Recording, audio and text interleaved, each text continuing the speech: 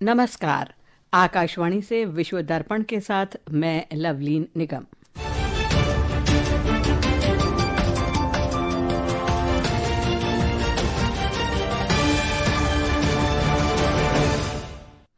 America के राष्ट्रपति Donald Trump कल मिस्र में विश्व नेताओं के साथ पश्चिम एशिया में युद्ध समाप्त करने के उद्देश्य से गजा शांति समझौते को अंतिम रूप देंगे। अफगानिस्तान ने पाकिस्तान को चेतावनी दी, कहा काबुल के साथ संबंध बिगड़े तो वो अन्य विकल्प अपनाएगा। श्रीलंका में 2000 भारतीय मूल के तमिल लाभार्थियों को भारत सहायता प्राप्त आवास परियोजना के अंतर्गत पात्रता दस्तावेज प्राप्त हुए। भारत ने सुल्तान जोहर कप जूनियर हॉकी में न्यूजीलैंड को 4-2 से हराया और महिला एक दिवसीय क्रिकेट विश्व कप में भारत और ऑस्ट्रेलिया के बीच मुकाबला जारी। अब समाचार विस्तार से। गजा में युद्ध समाप्त करने के उद्देश्य से समझौते को अंतिम रूप देने के लिए कल मिस्र के शर्म अल शेख में अंतर्राष्ट्रीय शांति शिखर सम्मेलन आयोजित किया जाएगा। अमेरिका के राष्ट्रपति डोनाल्ड ट्रंप और मिस्र के राष्ट्रपति अब्देल फतेह अल सीसी इस बैठक की सह अध्यक्षता करेंगे।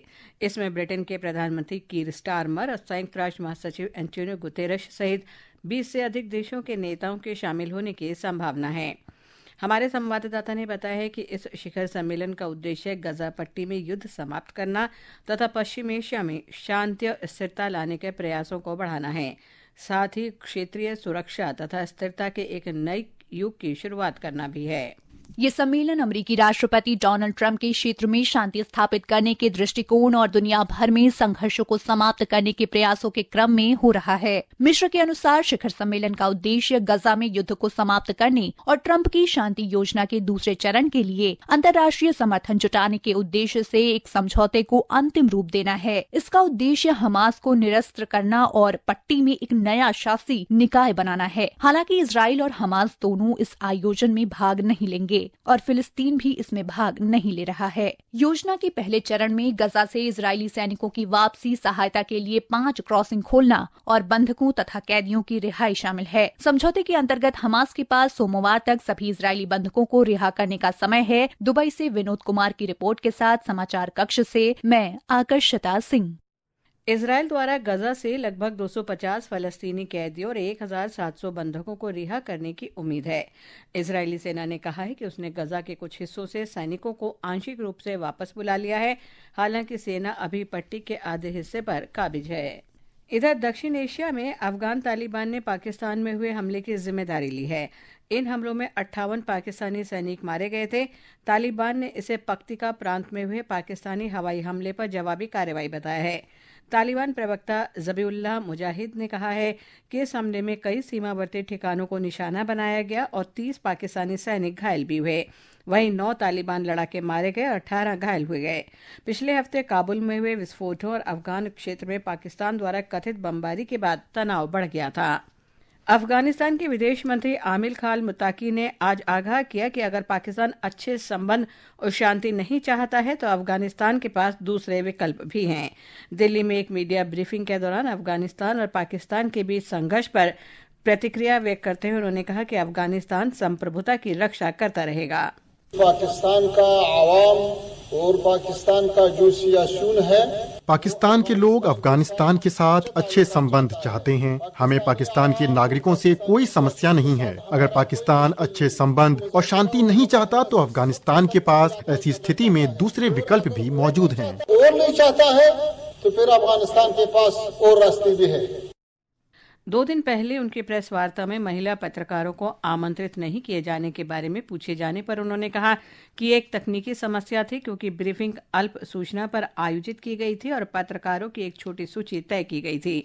उन्होंने दावा किया कि इसके अलावा उनका कोई और इरादा नहीं था। सेशल्स के विपक्षी नेता पैट्रिक हरमिने ने राष्ट्रपति चुनाव जीत लिया है। उन्होंने निवर्तमान राष्ट्रपति वावेल रामकलावन को रन ऑफ मतदान से मात दी।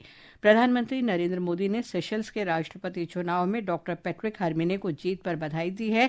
सोशल मीडिया पोस्ट में उन्होंने कहा कि भारत और सेशल्स दोनों हिंद महासागर से जुड़े देश हैं और उनकी आकांक्षाएं तथा जरूरतें भी समान हैं। विश्व दर्पण समाचार आप आकाशवाणी से सुन रहे हैं। ताज़ा समाचार जानने के लिए आप हमारे social media handle X @AIR News Hindi को फॉलो कर सकते हैं।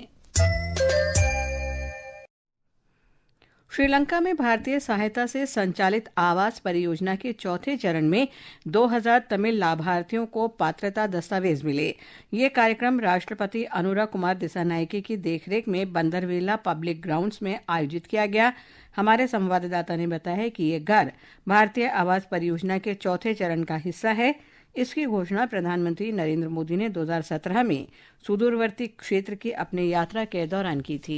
श्रीलंका में भारतीय आवास परियोजना के अगले चरण की शुरुआत के साथ भारत ने चौथे चरण के तहत भारतीय मूल के तमिल समुदाय के लिए 14,000 घरों के निर्माण में अपना सहयोग आगे बढ़ाया है। भारतीय उच्चायुक्त संतोष झा ने बताया कि अब तक भारत ने श्रीलंका के सभी 25 जिलों में 65,000 घरों के निर्माण के लिए 64 अरब श्रीलंकाई रुपए से अधिक की सहायता प्रदान की है। उन्होंने इस बात पर जोर दिया कि ये पहल केवल घर बनाने की नहीं बल्कि भविष्य गढ़ने की है। वहीं श्रीलंकाई राष्ट्रपति अनुरा कुमार दिसानायके ने भारतीय प्रधानमंत्री नरेंद्र मोदी, भारत की जनता और श्रीलंका में भारत के उच्चायुक्त के प्रति कृतज्ञता व्यक्त की। अहमद मोइन फारूकी, आकाशवाणी समाचार, कोलंबो। भारतीय सेना इस महीने की 14 तारीख से नई दिल्ली में संयुक्त राष्ट्र सैन्य योगदान देने वाले देशों के प्रमुखों के सम्मेलन UNTCC की मेजबानी करेगी। एक रिपोर्ट। 3 दिन के इस सम्मेलन में संयुक्त राष्ट्र शांति अभियानों में महत्वपूर्ण भूमिका निभाने वाले 32 देशों के वरिष्ठ सैन्य अधिकारी एक साथ आएंगे। दुनिया भर में संयुक्त राष्ट्र शांति अभियानों में सैन्य योगदान देने वाले देशों के प्रतिनिधि मंडलों के कल राष्ट्रीय राजधानी दिल्ली पहुंचने की उम्मीद है। एक बयान में रक्षा मंत्रालय ने कहा कि संयुक्त राष्ट्र मिशनों में सबसे बड़े योगदानकर्ताओं में से एक के रूप में भारत परिचालन चुनौतियों, उभरते खतरों पर विचार विमर्श करने, सर्वोत्तम प्रथाओं को साझा करने और भविष्य की शांति स्थापना पर साझा समझ बनाने के लिए एक उच्च स्तरीय मंच का आयोजन कर रहा है। रक्षा मंत्री राजनाथ सिंह, विदेश मंत्री एस जयशंकर और शांति अभियानों के अवर सचिव जीन पियर लेक्रोइस ने कार्यक्रम को संबोधित करेंगे। पूर्ण सत्र में प्रमुख और प्रतिनिधि मंडल प्रमुख अपने विचार रखेंगे। सम्मेलन के दौरान साझा क्षमता निर्माण, द्विपक्षीय और सांस्कृतिक आदान प्रदान के लिए रक्षा प्रदर्शनियां भी आयोजित की जाएंगी। पल्लवी की रिपोर्ट के साथ विश्व दर्पण के लिए शक्ति सिंह। वहीं भारत ऑस्ट्रेलिया संयुक्त सैन्य अभ्यास ऑस्ट्रा हिंद का चौथा संस्करण कल से ऑस्ट्रेलिया के पर्थ में शुरू होगा। रक्षा मंत्रालय ने बताया है कि 120 सैनिकों वाली भारतीय सेना की एक टुकड़ी इस वार्षिक अभ्यास में भाग लेने के लिए कल रवाना हुई। एक रिपोर्ट। 26 अक्टूबर तक चलने वाले इस अभ्यास में भारतीय सेना की टुकड़ी का नेतृत्व गोरखा राइफल्स की एक बटालियन और अन्य सेनाओं के सैनिक कर रहे हैं। रक्षा मंत्रालय ने कहा कि इस अभ्यास का उद्देश्य सैन्य सहयोग को बढ़ाना तथा अंतर संचालन क्षमता में सुधार करना है। साथ ही इसमें शामिल होने वाली सेनाओं को शहरी या अर्ध शहरी इलाकों में उप पारंपरिक युद्ध के क्षेत्र में रणनीति, तकनीकों और प्रक्रियाओं का आदान प्रदान करने के लिए एक मंच प्रदान करना है। यह अभ्यास खुले और अर्ध रेगिस्तानी इलाकों में संयुक्त कंपनी स्तरीय अभियानों पर केंद्रित होगा, जो सैनिक संयुक्त योजना, सामरिक अभ्यास और विशेष हथियार कौशल जैसे विभिन्न मिशन को अंजाम देंगे। पल्लवी की रिपोर्ट के साथ विश्व दर्पण के लिए जया भारती। कनाडा की विदेश मंत्री अनीता आनंद आज से 3 दिन की भारत यात्रा पर हैं। वे कल विदेश मंत्री डॉक्टर सुब्रमण्यम जयशंकर के साथ वार्ता करेंगी। श्रीमती आनंद वाणिज्य और उद्योग मंत्री पीयूष गोयल से भी मुलाकात करेंगी।